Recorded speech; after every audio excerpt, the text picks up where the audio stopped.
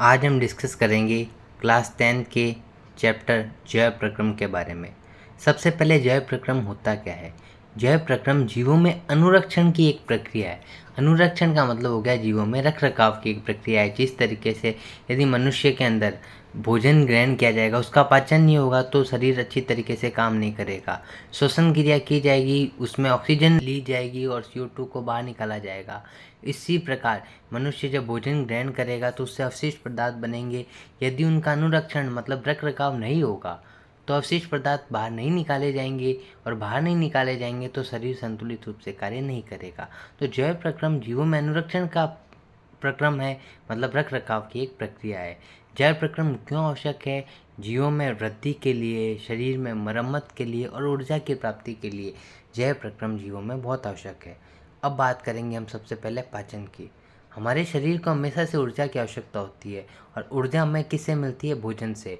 तो जो हमारे शरीर में ऊर्जा की पूर्ति के लिए हम भोजन को ग्रहण करते हैं, उस भोजन का पाचन होता है। पाचन का मतलब होगा कि जो भोजन के जटिल कण होंगे, बड़े बड़े कण होंगे, वो छोटे सरल सरल अणुओं में बदल जाएंगे।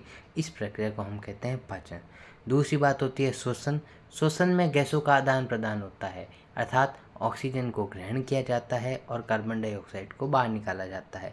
यह है श्वसन का एक बाहरी भाग। लेकिन अगर आंतरिक रूप से देखा जाए तो श्वसन की प्रक्रिया में खाद्य पदार्थों का विघटन होता है, खाद्य पदार्थों का ऑक्सीकरण होता है, जिसके बारे में अभी हम विस्तृत रूप से श्वसन वाली प्रक्रिया में देखेंगे। तीसरी बात है परिसंचरण। परिसंचरण का मतलब होगा परिसंचरण या परिवहन, यानी कि चीज का या खाद्य पदार्थों का, गैसों का शरीर के एक भाग से दूसरे भाग में पहुंचना ही परिसंचरण कहलाता है। कई जगह इसे परिवहन भी कहा जाता है, जैसे पादपों के अंदर होता है। एक होता है उत्सर्जन। हमारे शरीर में बहुत सारी क्रिया होती है, उपापचयी क्रिया मतलब मेटाबॉलिक रिएक्शंस होती है। इन मेटाबॉलिक रिएक्शन से बहुत सारे नाइट्रोजन या अवशिष्ट पदार्थ बनते हैं, जो हमारे शरीर के लिए यूज़फुल नहीं होते, काम के नहीं होते, हार्मफुल होते हैं बॉडी के लिए। उन अवशिष्ट पदार्थों को शरीर से बाहर निकालने की जो प्रक्रिया है, उसे ही हम उत्सर्जन कहते हैं। अब हम बात करेंगे पोषण क्या होता है। पोषण और पाचन लगभग एक दूसरे से मिलती जुलती चीज़ें हैं।